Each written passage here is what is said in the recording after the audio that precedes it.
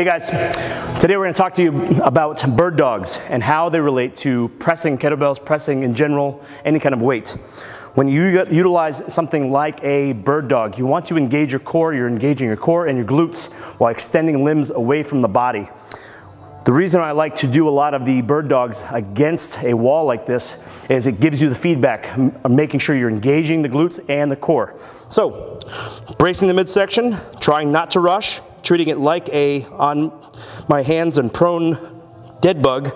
As you extend the limbs away from each other, the core should be engaged, the back leg should be pushing hard, whether you have resistance or not, into the wall. What this will relate to is when you utilize something like a kettlebell for a press. Inhale.